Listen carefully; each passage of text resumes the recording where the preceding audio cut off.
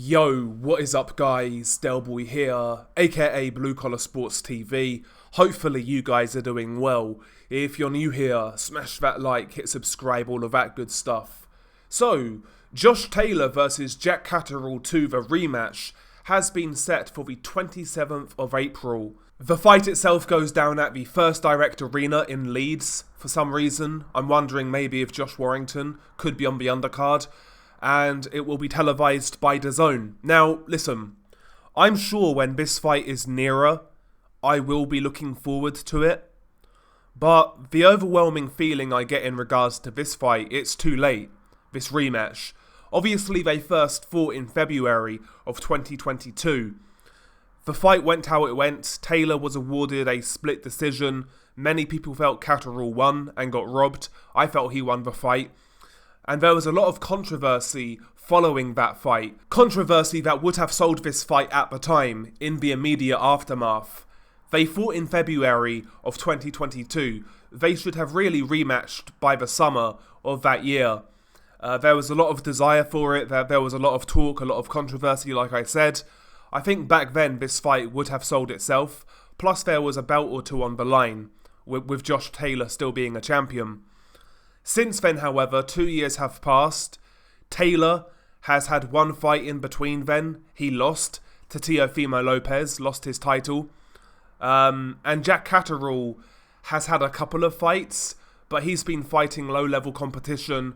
Basically, since that fight, all he's been doing is crying about that decision. While in the meantime, not fighting any elite guys. He fought Dara Foley, who is a domestic-level fighter, and he fought a shell of Jorge Linares, a Linares who was way past his best. And he couldn't knock out either guy. Both fights were relatively boring. Jack Catterall hasn't really pushed on from the goodwill he received after that Josh Taylor fight. He never pushed on with any real momentum, in my opinion. And yeah, like I said, all he's really been doing since then is crying about the Josh Taylor fight, while in the meantime, again, turning down world title eliminators. So for me, it just feels like this fight is happening now because mainly Josh Taylor doesn't really have any other options as of right now. He denied this fight when it was hot, when it should have happened. But now he's got no other options. Now he's got no title. Now he's coming off a loss. Now he takes the fight. So yeah, going into it, my initial reaction is that this fight is taking place way too late. And yeah, it's just happening now because it's really the only fight to make, especially for Josh Taylor. So yeah, those are my overriding thoughts going into this bout as it's just been made. My feelings are that it's too late. However, I'm sure nearer the time I will start to look forward to it. I think there's going to be a bit of bad blood, which seems genuine between these two. So I'm sure that will help sell the fight to me. You know, I like that sort of edge in certain fights when there's a bit of bad blood when it's real. I quite like it. I enjoy that. And that's going to be a feature in this build-up, I'm sure. I'm kind of intrigued where both guys are at right now. I think Jack Catterall is where he's always been. He's an awkward guy who can spoil. He's got some ability. He's got good timing. He's a southpaw, etc. Catterall is... I think he is where he's always been in terms of his level. My question marks really are over Josh Taylor.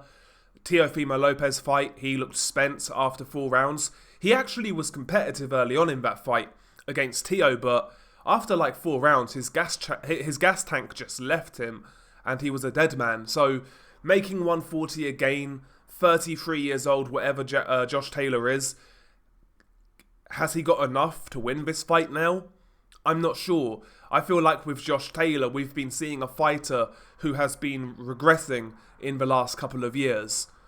Regardless, I will say I don't expect Josh Taylor, even if he beats Jack Catterall, I don't expect Josh Taylor to have any real success at world level, like winning world titles again. I can't see that happening. I don't think he can make 140 healthily without depleting himself. And I can't see him doing anything at 147. So, listen, he's got a big domestic fight. I'm sure he'll get paid well, but when it comes to Josh Taylor, another reason why I'm not quite as sold on this fight as maybe I would be a couple of years ago, whatever, is that I think Josh Taylor is just on his last legs. He won't be around for much longer. and I see a fighter who is regressing, to be honest with you. I see a fighter who's regressing. But anyway, we'll see. We'll see what happens. We'll see how the fight plays out. Anyway, yeah, I'm not even sure who to favour, to be honest. I'm not even sure who to favour. I may lean towards Jack Catterall, to be honest, given where I think Josh Taylor's at. But yeah, share your thoughts below. Am I being a Debbie Downer? Am I being negative? Possibly. But yeah, share your thoughts below. What do you make of this bout? Beanie Guy Del Boy. Peace.